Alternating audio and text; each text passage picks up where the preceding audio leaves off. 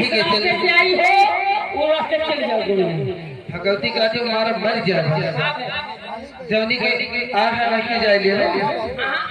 आज नहीं रहना नाम मोड़ के नहीं जा पाए मोट खैर हुई मटक गया हर के तेरे लगाली दुनिया से जली सही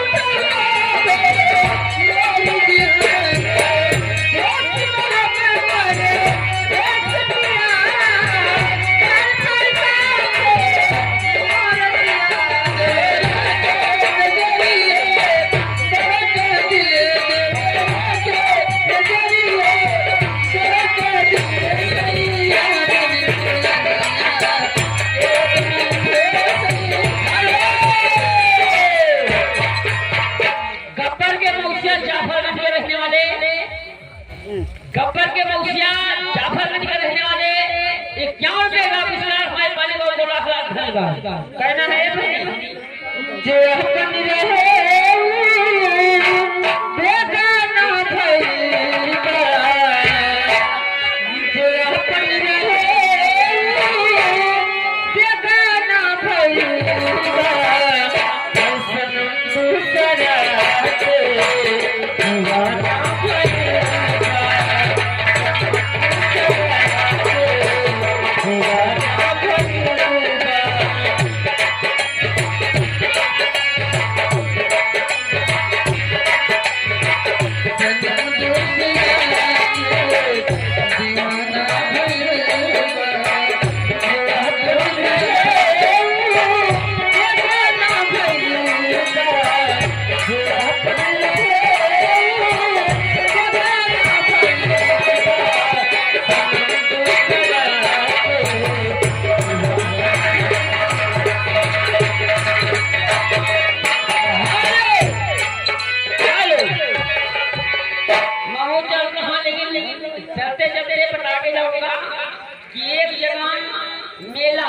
बहुत बड़ा मेला लगा था।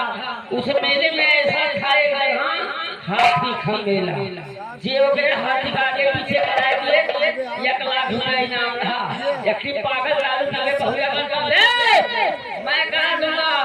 कहा बेटा सुबह शाम हुआ कोई आया नहीं तुम नहीं करा पाओगे जाओ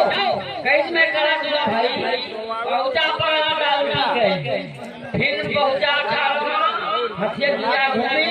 हथिया भगवान पिछवा सुबह बैठा लगाई आगे हो गए 1 लाख लेके निकल गए। फिर दूसरी नजर मेरा लाग रहा वही मेरा हथिया का भाव नहीं करावे रहा हुआ 2 लाख रुपया इनाम रहा। वो पगला वहां पहुंचा क्यों पगड़ी खात ना हो